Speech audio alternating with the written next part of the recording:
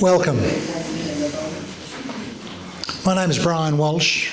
On behalf of Mr. David Ross McKinley, or just David, as most of you affectionately knew him, I thank you for coming to this service today. This service is to commemorate David's life and to acknowledge his impact and influence on ourselves and the community in general. And judging from the number of seats that are filled here, he made a big impact on many lives. There are many of you here today that have travelled great distances to be here, and I know your efforts to attend this service, to pay your last respects to David and to support Carol and the family have been appreciated. I also welcome those who are joining on live stream, and in advance I apologise to all New Zealanders, as I'll probably butcher the New Zealand place names during this service. We're here today to acknowledge the passing of David and extend our deepest sympathy to all who mourn his death. To Carol, who has lost her husband. To Donna, Diane, Jeff, Tracy and Cherie, who has lost their father. But to all of you here who have lost a relative or a friend. It's appropriate at this time to read a small verse by John Adday in memory of David. Love doesn't end with dying or leave with the last breath. For someone you've loved deeply, love doesn't end with death. The rich and poor of every race, in every nation, know the reality of grief and tears. You have walked a long time with suffering. You have prayed, you have cried, you have hurt. Let us now seek to begin the healing process. We must all respond to grief. It can hide under many masks, but it must be exposed and guarded against. It can show as a feeling as guilt or anger. It can show as waves of depression. It can be buried in a flurry of busyness or activity. Grief can even be denied or postponed. But eventually it must be handled. We should try to handle our grief by remembering. Your loss must be reviewed. Hang on to your grief long enough to allow its full effects to settle on your soul. Members of our society will say, move on, fix it quick. But historically, people took time to grieve. Grief is the natural outlet for dealing with our sorrow and pain. So remember, cherish your memories of David. Tears of joy will come, as well as tears of sadness. And we can only begin to move on when we understand that the grief is the price we pay for the ability to love.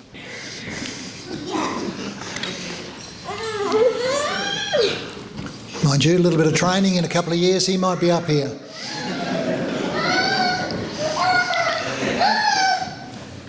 For grief and love are two emotions that are absolutely inseparable.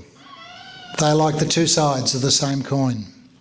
Grief does not exist, except that in loving, we undertake to pay for all the privileges in the grief of parting.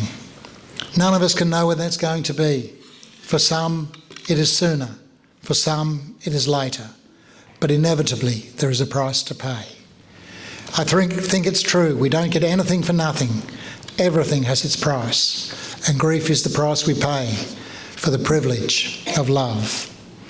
The memories of David you have as a relative or a friend will always be there. And there would be no sorrow in your hearts today if yesterday you had not known the pleasure of David's presence in your life. But I would now like to read a small verse on behalf of Carol, David's wife, that speaks of what David's presence has meant to us, and particularly to her. It's called Two Hearts. Two hearts were as one on earth, two hearts that were entwined. My love for you was ever strong. Now you live inside my mind. Your lovely life just slipped away, that life so full of zest. Your twinkling eyes got weary, your beating heart took rest. I know you've gone to heaven, from earth you slipped away.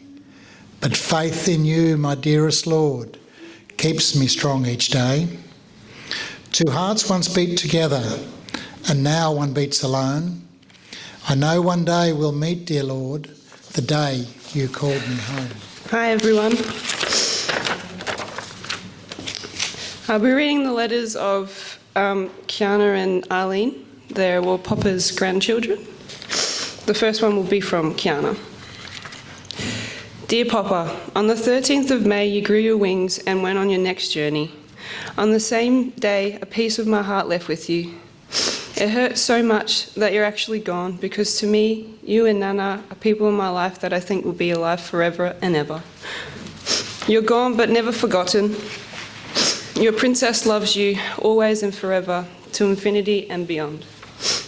I remember when Shay and I were little, and we used to get bathed and dressed, and I hopped into bed with you, and I always used to kick Nana and Shay out because I didn't like sharing you with anyone else.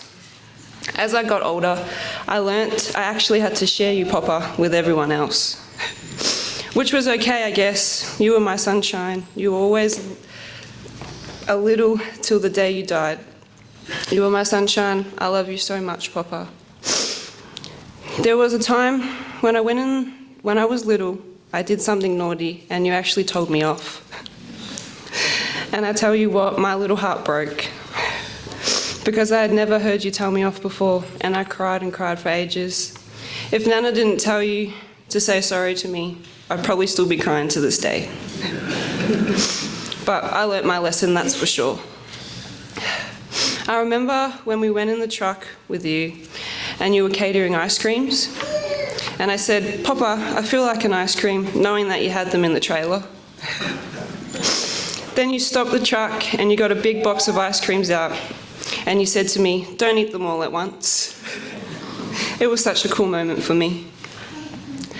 I also loved it when Mum and I lived with you and Nana, not only because of Nana's cooking, because it was the best in the world, but because every time you came home from work, you would always sit down in front of your radios, open a bottle of Pepsi Max, and always knew if I sat on Papa's knee, he'll give me half of that Pepsi Max. And he always did, gave me half the Pepsi Max. It was great.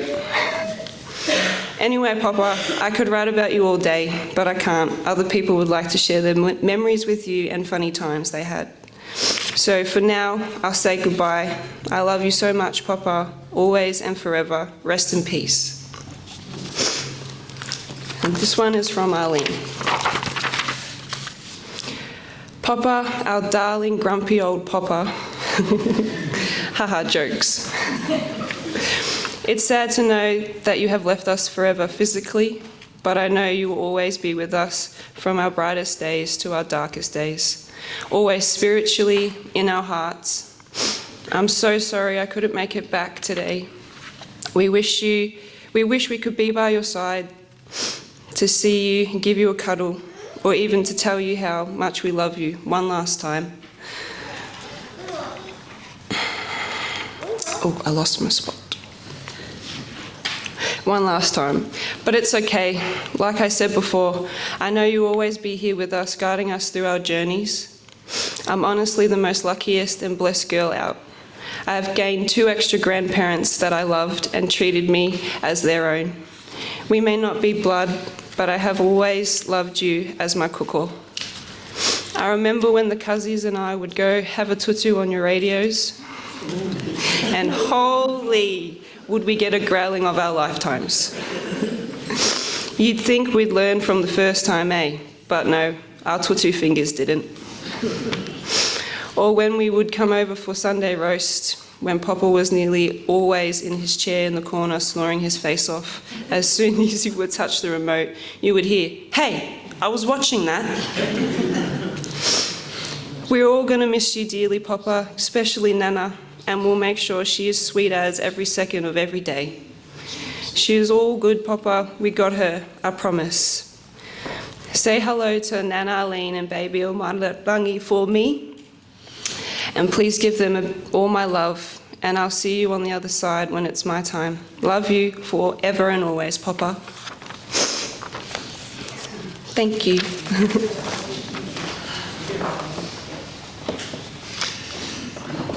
Thank you, Talisha. I'd now ask Ian Beveridge to step forward and share his thoughts.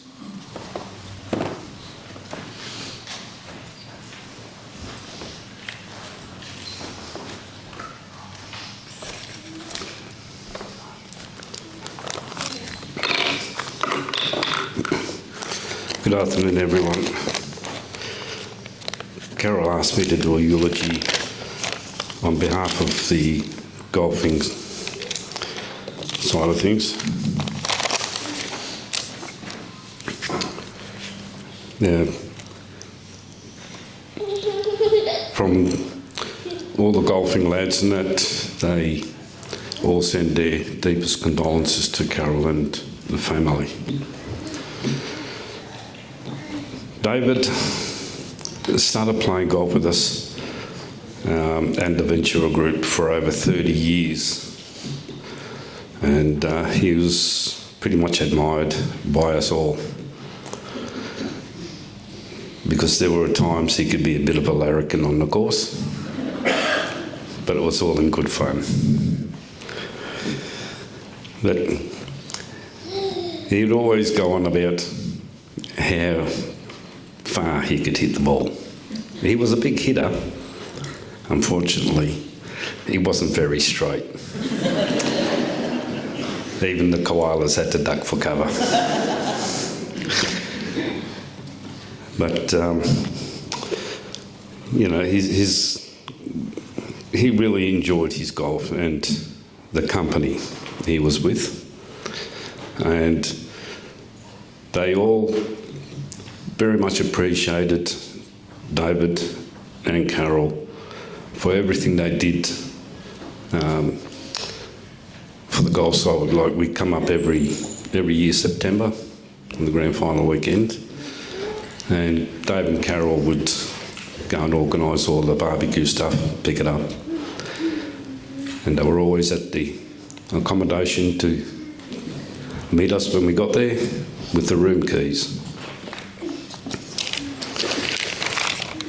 And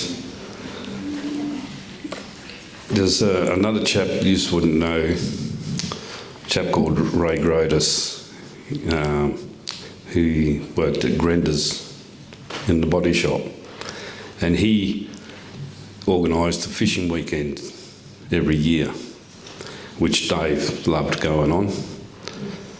And Ray just wanted to say thank you very much, David, for all the help that he gave to Ray. And Ray will sadly miss you.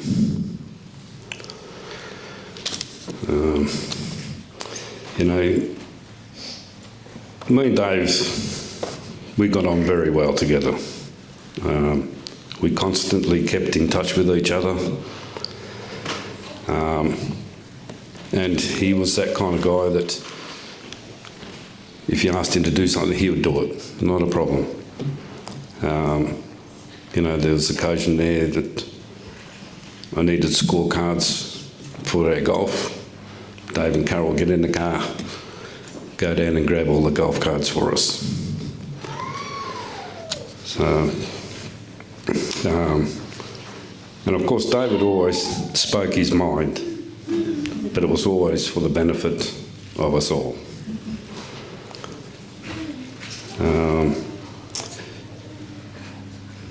But we basically first knew David through the Ventura Social Club.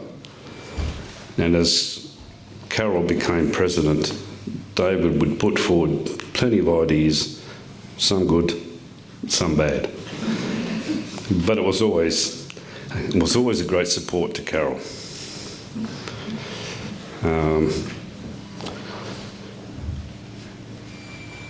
What else was there?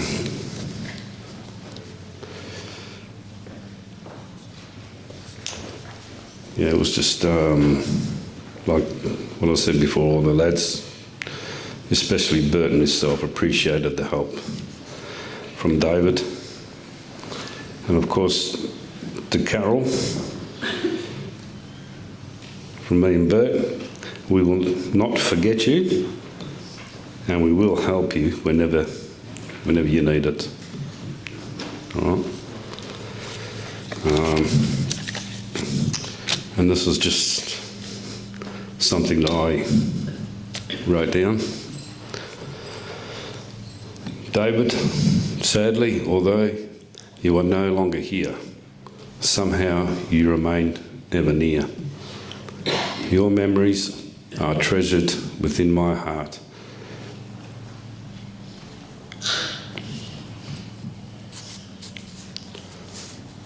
I remember you with warmest thoughts, and I remember you with fond memories. You were ever so wonderful.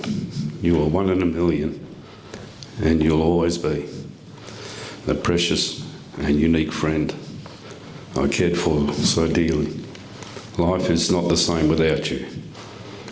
I'll always cherish my memories of you. I'll always treasure you. For though you may be out of sight, you live forever in my heart and mind. Goodbye, my dear friend. But something else I want to add was, we all know how David loved his fags. And I gather he's probably all have seen the movie Ghost. You remember the scene on the platform where the ghost kicks the cigarette machine? He bends down and he goes, "Oh, I'll do anything for one drag." That'll be David. Yeah. All right, that's it. Thanks.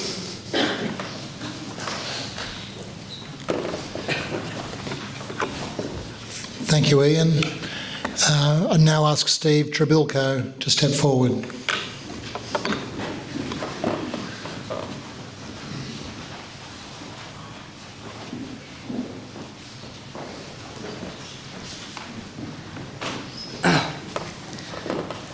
Thank you, and Ian's lovely words there too, because I played a lot of golf with Dave back in the day too. A couple of times he'd take the ball off his eyes off the ball and have a swing. Oh, that's a mulligan in court, that's a mulligan. I'll do that again. And sometimes he hit the ball that far, I reckon he had it in his pocket and dropped it down the fairway. And he's just unbelievable hitter of the ball.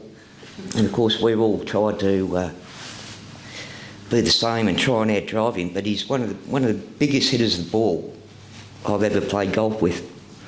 He'd be 300 metres sometimes, and it could be there, it could be there, it could be up the middle. But anyway, we had a lot of fun on the golf course with Ventura family, because I think that's it was part of his family, and as Ian said, involved with the social club, organising, even when he wasn't at Ventura.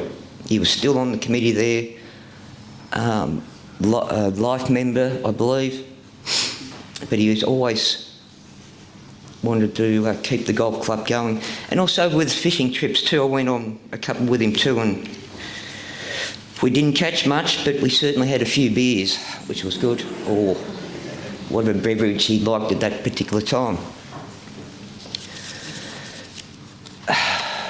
I met Dave through another fellow, Ham, years and years ago. Didn't know him from a bar of soap. It was a bloody accent that got me straight away. I thought, yeah, well, he's a Kiwi. Anyway, then all the jokes started about sheep and whatever and carrying on. But he always said, I don't like sheep, I prefer llamas. Now, you can read between the lines with that, but it was a bit of a joke on radio as well too. That's what sort of character he was.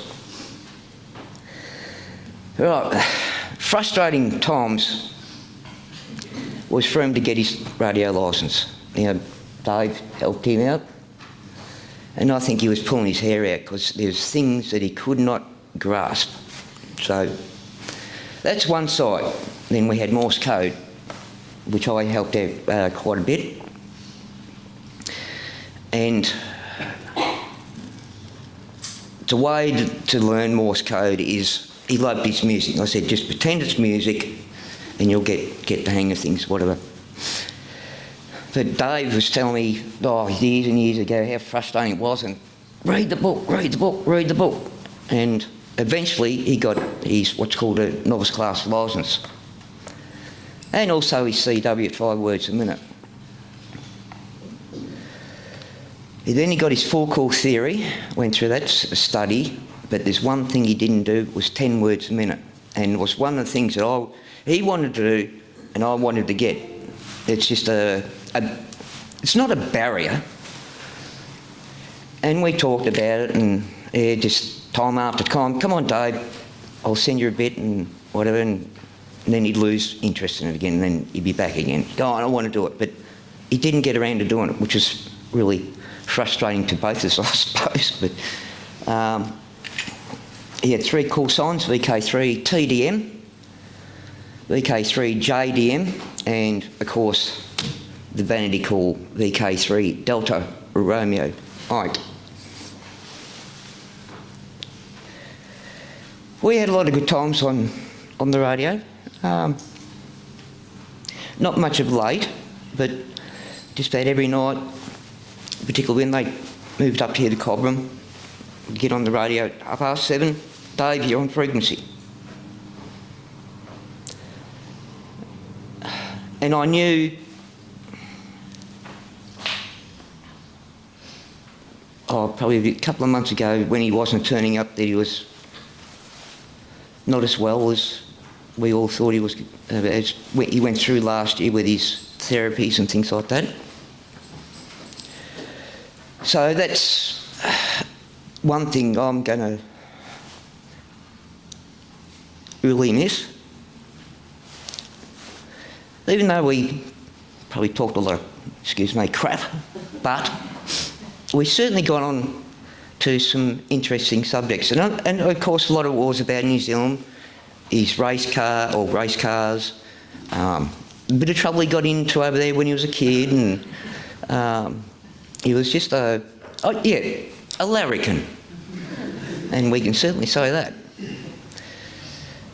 In the last 10 years, we purchased property up in the bush, and he come down and he said, this is fantastic. Gave me a set of keys. I said, mate, you can come down here whenever you want. You helped me build sheds, fix motorbikes, the tractors, cars. Well, cars, they didn't last long because my son kept on running the trees with them. But so I entrusted him, as a lot of people, as a great mate, and I trusted him to come up to the property, and with Carol, it could be, he'd say, when are you going to the block? When are you going to the block? I said, well, maybe Friday night, I don't know. We'll see how it goes. And occasionally they wandered up there on a Thursday. Carol and Dave around doing, it's a very dusty place, dusted the place off, fire going, bit of vacuuming and things like that. It's just what sort of people they were, and they really helped us out many years ago, and we've been trying to repay the favour in these hard times. Mate, we were all going to miss you. All I can say is there are, must pass on, wishes from fellow ham radio operators from Melbourne and afar, New South Wales. He had schedules of a morning when I was at work, but there was a couple of groups he was involved with, and hopefully everybody's been notified of Dave's passing. And the ones that have contacted me have passed wishes on to Carol and the rest of the family. David Ross McKinney, VK3 DRM.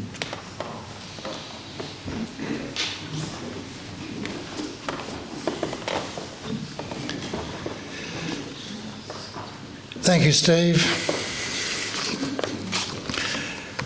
David Ross McKinley was born in Wellington, New Zealand on the 7th of the 11th, 1948. He was the oldest of 9 children to Jeff and Sylvia and grew up in National Park in the North Island before the large family moved to Taranaki and settled. Not much is known about these early days. His finger. As many of you know, David is missing his middle, the bird finger, on his right hand. Contrary to popular belief, it is not from using it too much to... This is the result of a deer hunting accident in his younger days. Of course, David told many tall stories about that finger. His work.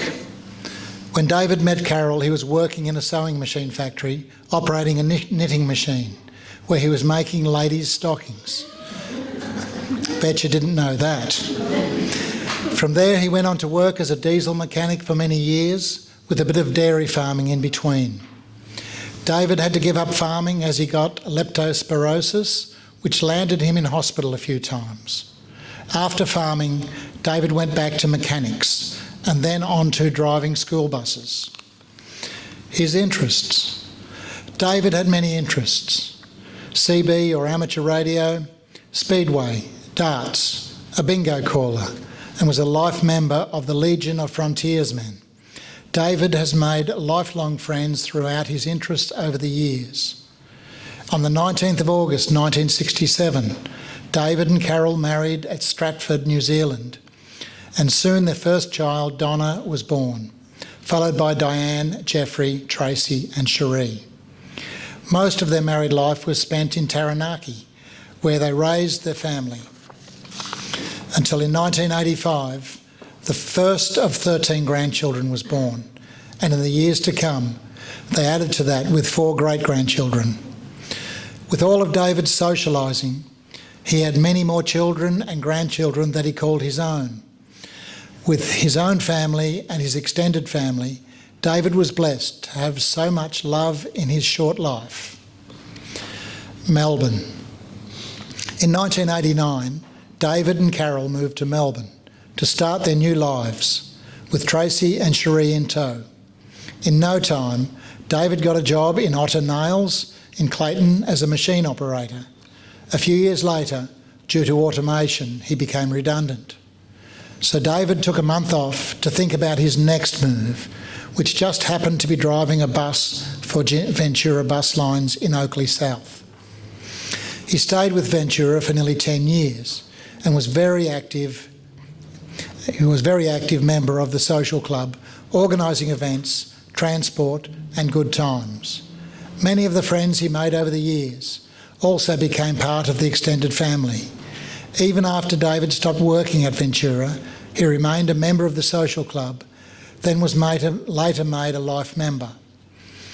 These times were very dear to David. Then came Cobram. After having many holidays in Cobram, in 2014, David and Carol retired. They built and moved into their home in Cobram. David soon became an active member of and one of the village people, again helping to organise happy and memorable times for all. David must have been pressed for time, as the only club he joined was the Strathmerton Lions Club. The last year.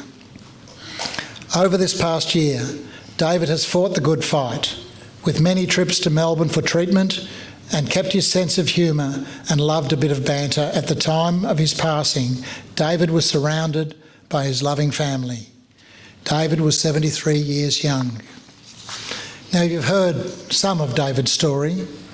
I would now ask you to cast your minds back to your own memories of David as we watch a slideshow of photos of his life.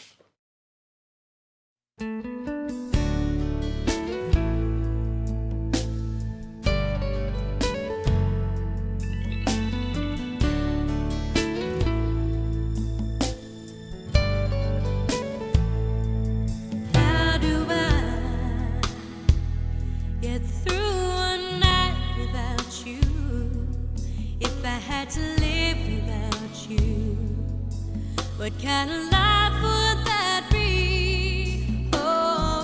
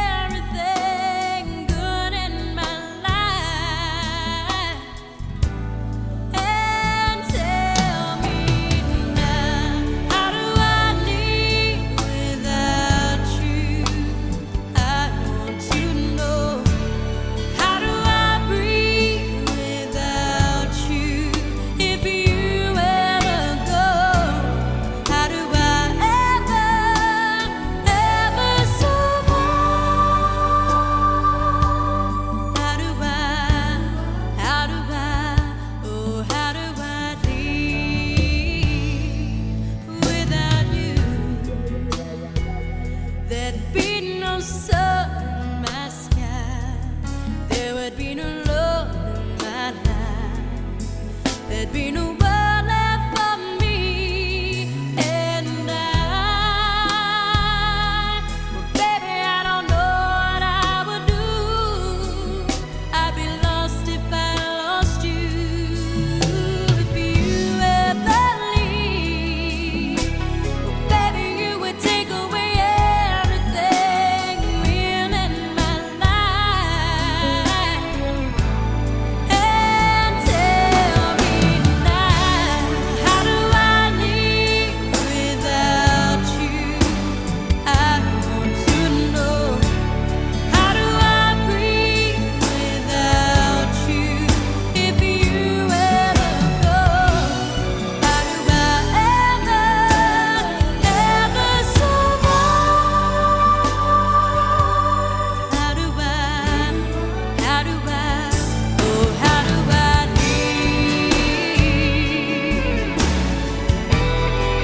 Please tell me, baby.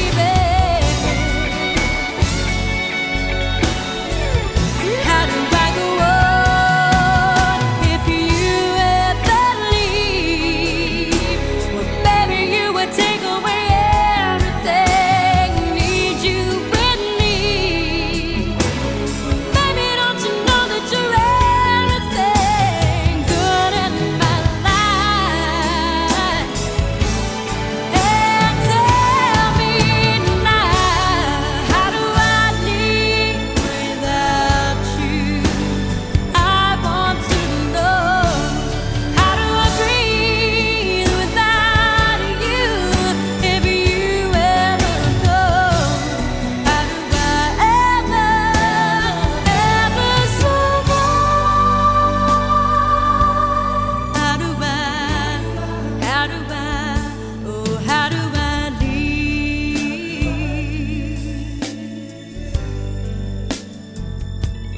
How do I live without you?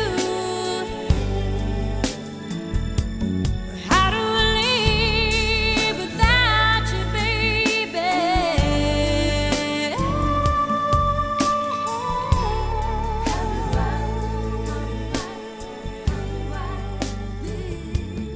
How do I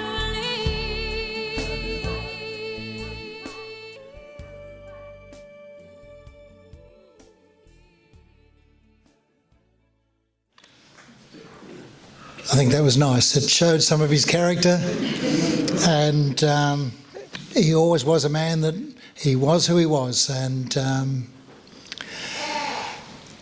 I'll now read a verse on behalf of David's children. It tells of their relationship with David. It's called Our Father's Garden.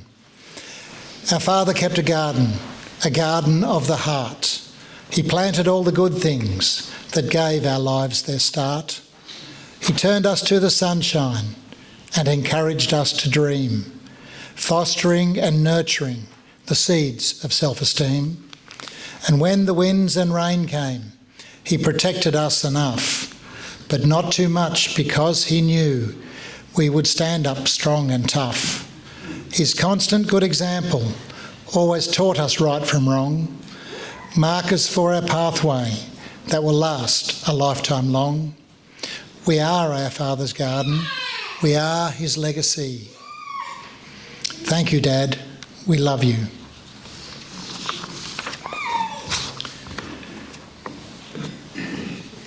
I don't think any of us are ever truly ready to say goodbye to a loved one, no matter how it happens. Suddenly, as the result of a single incident or accident, or slowly as the result of illness.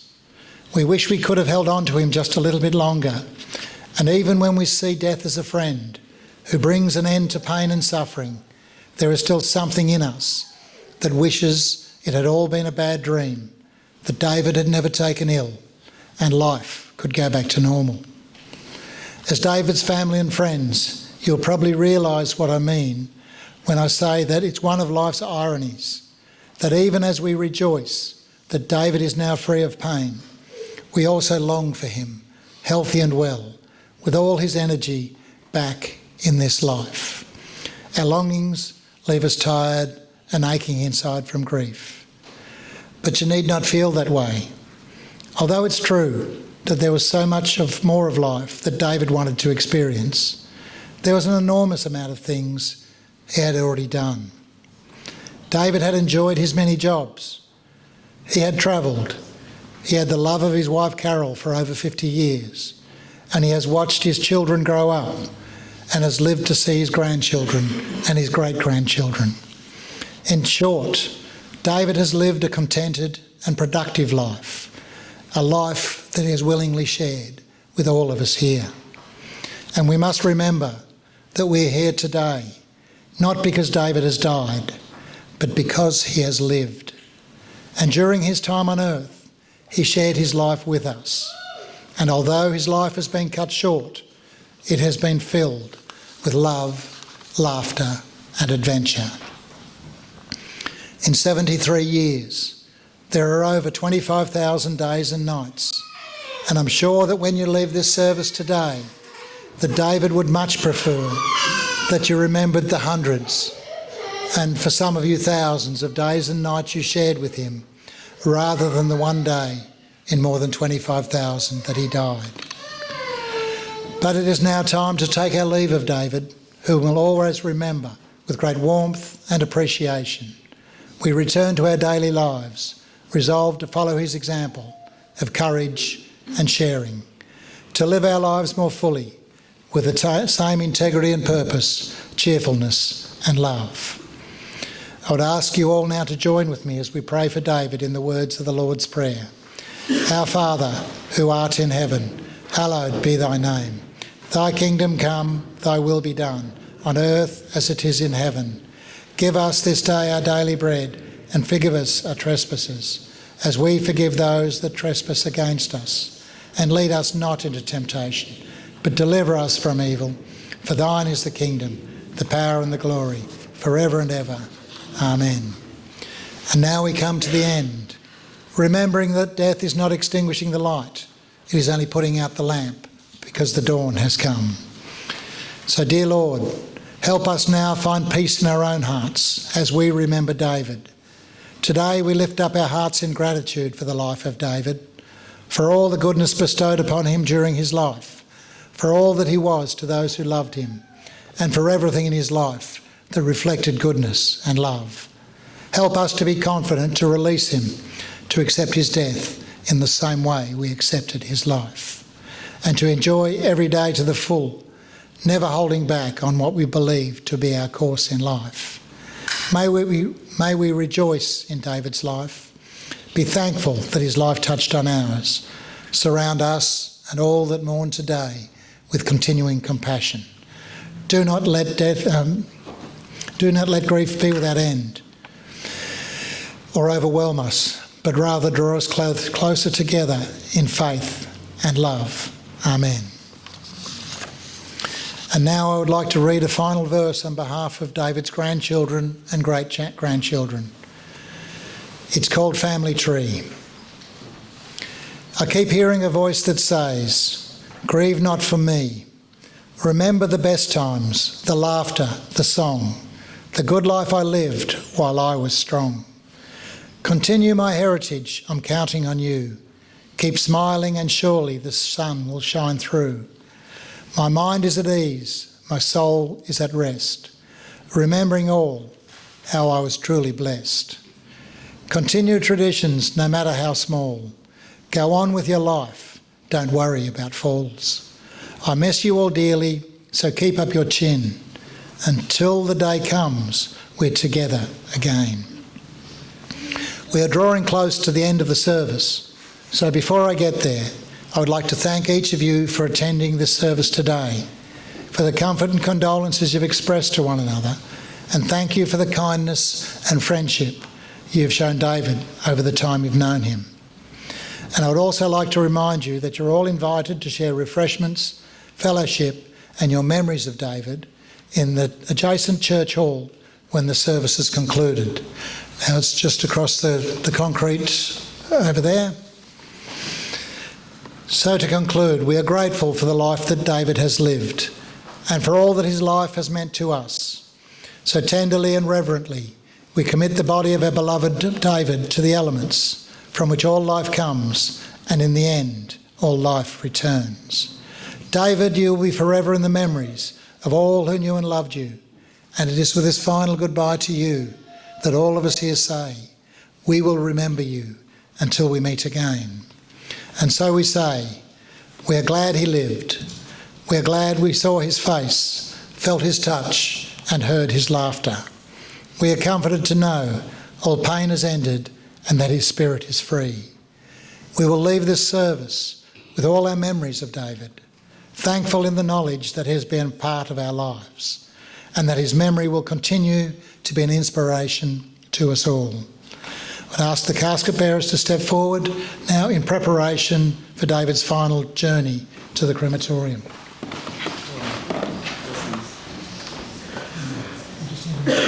Out from the bit, and if everyone could stand.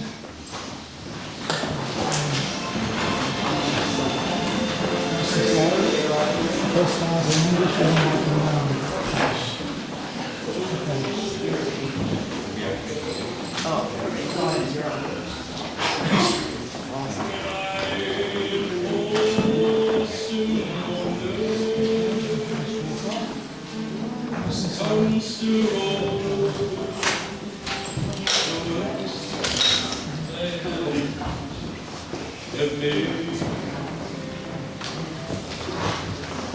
I see the storm. I hear the rolling thunder. I felt the power.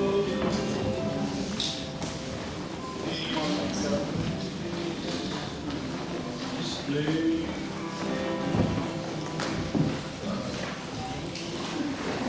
Oh God, you